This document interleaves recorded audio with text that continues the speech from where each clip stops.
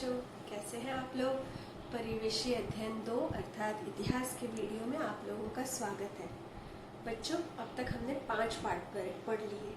पाठ 1 शिवाजी महाराज के पूर्व का महाराष्ट्र, पाठ 2 संतों के कार्य, पाठ 3 मराठा सरदार भोसलों का पराक्रमी घराना, पाठ 4 शिवाजी महाराज का बचपन, पाठ 5 शिवाजी महाराज की शिक्षा व्यवस्था। अब इस आज के वीडियो में हम लोग पाठ 1 से लेकर पाठ 3 का पुनरावर्तन करेंगे, जिससे आप लोगों के मन में वो पाठ दृढ़ हो जाए और एक आपका पुनरावर्तन भी हो जाए। तो आइए चलते हैं बच्चों। पहले हम पाठ 1 का पुनरावर्तन करेंगे, पाठ 1 के प्रश्नों को देखेंगे। तो सबसे पहले प्रश्न है आपके सामने, शिवाजी महाराज ने खालिस्तान में स्वराज्य की स्थापना की। शिवाजी महाराज ने स्वराज्य की स्थापना कहाँ की? महाराष्ट्र, मध्य प्रदेश या उत्तर प्रदेश? तो बच्चों, इसका उत्तर है शिवाजी महाराज ने महाराष्ट्र में स्वराज्य की स्थापना की। आइए देखते हैं अगला प्रश्न। बीजापुर के सुल्तान का नाम खालिस्तान था। क्या नाम था बीजापुर के सुल्तान का? आदिल शाह, कृष्णदेवराय या अकबर? इसका उत्तर है बीजापुर के सुल्तान का नाम आदिल शाह था। अगला प्रश्न, अहमदनगर के सुल्तान का नाम खालिस्तान था। याद है आप लोगों को? क्या है इसका उत्तर? अहमदनगर के सुल्तान का नाम क्या था? निजाम शाह, कृष्णदेवराय कि अकबर? हाँ, अहमदनगर के सुल्तान का नाम निजाम शाह था। अगला प्रश्न, स्वराज्य का अर्थ होता है खालिस्तान राज्य। क्या अर्थ होता है स्वराज्य का? दूसरों का, शत्रुओं का या अपना? इसका उत्तर है अपना, अर्थात स्वराज्य का अर्थ होता है अपना राज्य।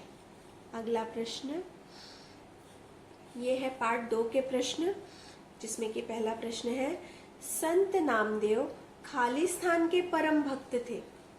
किसके परम भक्त थे संत नामदेव? राजा जी के, शिव जी के कि विट्ठल जी के?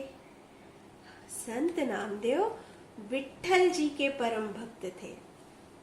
अगला प्रश्न, संत ज्ञानेश्वर ने युवावस्था में ही पुणे के पास खालिस्तान नामक गांव में जीवित समाधि ले ली। याद है बच्चों आपको? कौन सा गांव था? गांव का क्या नाम था? आलंदी था, देहू था कि चिंचवड़ था? इसका उत्तर है आलंदी। संत ज्ञानेश्वर ने युवावस्था में ही पुणे के पास आलंदी नामक गांव में जीवित समाधि ले ली। अगला प्रश्न, संत तुकाराम ने अपने हिस्से में आए ऋण पत्रों को खालिस्तान नदी में डुबा दिया। किस नदी में डुबा दिया था संत तुकाराम ने? गंगा नदी में, इंद्रायणी नदी में कि यमुना नदी में? इसका उत्तर है इंद्रायणी नदी में। संत तुकाराम ने अपने हिस्से में आए ऋण पत्रों को इंद्रायणी नदी में डुबा दिया था। अगला प्रश्न,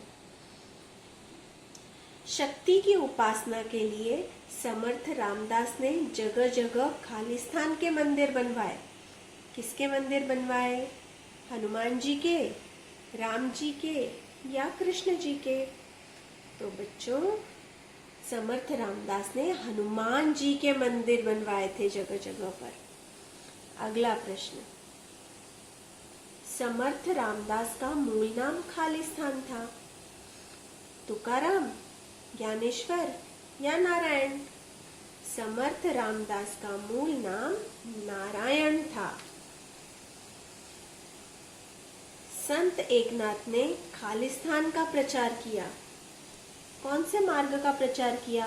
भक्ति मार्ग का, भागवत का या मुक्ति मार्ग का? संत एकनाथ ने भक्ति मार्ग का प्रचार किया। श्री खालिस्तान मूलतः गुजरात के राजपुत्र थे। कौन थे राजपुत्र? तुकाराम, चक्रधर स्वामी कि नामदेव? चक्रधर स्वामी। श्री चक्रधर स्वामी मूलतः गुजरात के राजपुत्र थे। अगला प्रश्न है पार्ट 3 का, मराठा सरदार भोसलों का पराक्रमी घराना, जिसमें कि पहला प्रश्न है, महाराष्ट्र के शूर घरानों में से एलोरा के खालिस्तान बहुत ही बहादुर निकले। कौन निकले थे बहादुर? मोरे, घोरपड़े कि भोसले? इसका उत्तर है भोसले। महाराष्ट्र के शूर घरानों में से एलोरा के भोसले बहुत ही बहादुर निकले, जो कि शिवाजी महाराज का घराना था। अगला प्रश्न, बाबाजी भोसले के मालोजी राजे और खालिस्तान 2 बेटे थे, विठोजी राजे, शाहजी राजे कि शरीफ जी? बाबाजी भोसले के मालोजी राजे और विठोजी राजे, ये 2 बेटे थे। अगला प्रश्न, खालिस्तान निजाम शाह का वजीर था। कौन था निजाम शाह का वजीर? फतेह खान, मलिक अंबर या शरीफ जी? मलिक अंबर। मलिक अंबर निजाम शाह का वजीर था। अगला प्रश्न, शाहजी का विवाह खालिस्तान के साथ हुआ। किसके साथ हुआ था? जीजाबाई, उमाबाई या सीताबाई? शाहजी का विवाह जीजाबाई के साथ हुआ था, जो कि शिवाजी महाराज की माता जी थीं। अगला प्रश्न है, आदिल शाह ने शाहजी राजे को सर्वोच्च खालिस्तान की उपाधि देकर सम्मानित किया। कौन सी उपाधि दी थी? जागीरदार की, सरलश्कर की या हवलदार की? तो आदिल शाह ने शाहजी राजे को सर्वोच्च सरलश्कर की उपाधि देकर सम्मानित किया। तो बच्चों, ये थे पाठ 1 से 3 तक के प्रश्न। पाठ 4 और 5 के प्रश्न हम अगले वीडियो में देखेंगे, और इसका जो गृह कार्य मैं दूंगी उसे आप अपनी कॉपी में लिखिएगा, और अपना बहुत बहुत ध्यान रखिएगा, और मास्क और सैनिटाइजर का इस्तेमाल जरूर करिएगा। नमस्ते।